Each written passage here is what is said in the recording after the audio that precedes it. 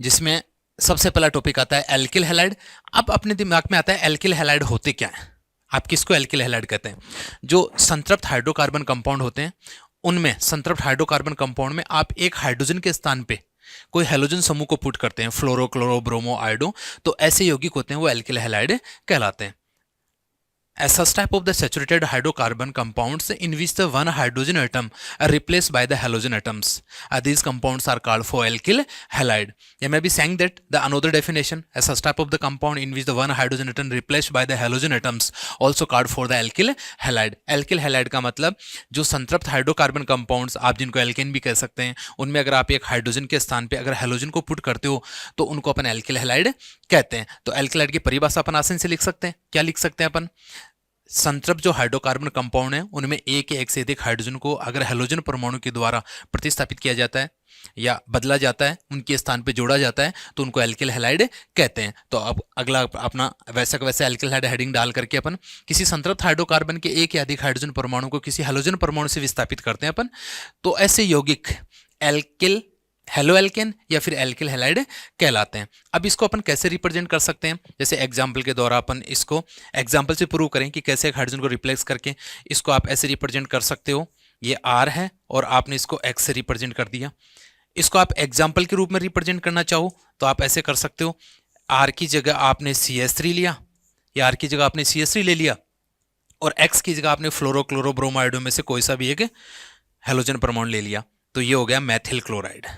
ये एग्जाम्पल के रूप में मैथिल क्लोराइड हो गया अपने पास में, मैथिल क्लोराइड।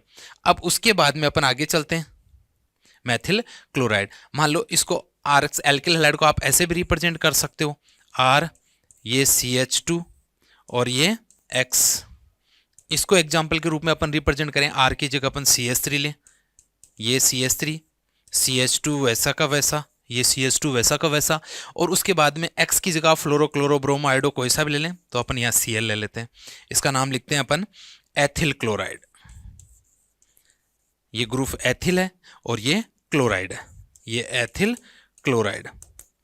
तो एक दो चीज आपको इसमें देखना पड़ेगा। इसमें क्या करें, संतृप्त हाइड्रोकार्बन कंपाउंड, एक मिनट आपको मैं, संतृप्त हाइड्रोकार्बन कंपाउंड को आप कैसे आइडेंटिफाई कर पाएंगे, इसके लिए अपन इससे ले लेते हैं संतृप्त सैचुरेटेड हाइड्रोकार्बन कंपाउंड्स। ये सैचुरेटेड हाइड्रोकार्बन कंपाउंड्स है। ऑल कार्बन की जो 4 वैलेंसीज होती हैं वो सिग्मा बॉन्डिंग के द्वारा अटैच है। इसमें कोई डबल बॉन्ड, ट्रिपल बॉन्ड नहीं है यहाँ पे।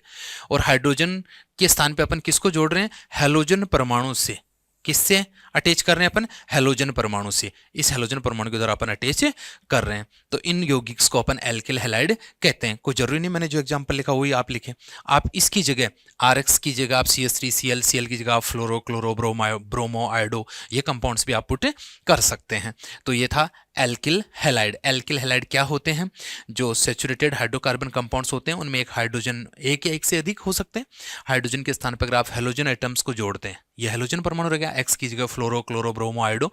आप चाहो तो इसको ऐसे भी रिप्रेजेंट कर सकते हो, ये X और X की जगह आप फ्लोरो, क्लोरो, ब्रोमो या फिर आयोडो, इसके द्वारा भी आप रिप्रेजेंट कर सकते हो। आप X की जगह कोई सी वैल्यू पुट कर सकते हो, जैसे मैंने कहा क्या अटैच किया यहाँ पे, Cl एटम अटैच किया है, तो इनको अपन एल्किल हैलाइड कहते हैं।